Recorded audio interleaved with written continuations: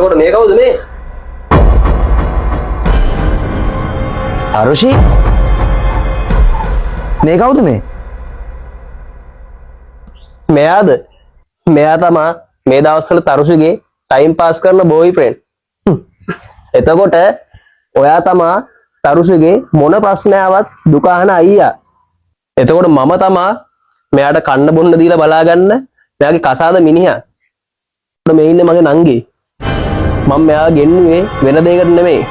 ඔයා මට අවුරුදු 3ක් තිස්සේ දීපු වේදනාව එක තප්පරයකට හරි ඔයාට ලැබුණොත් ඔයාට කොච්චර වේදනාවක් දැනේද කියලා මට ඔයාට හේතු ගන්නන්න ඕනුණා.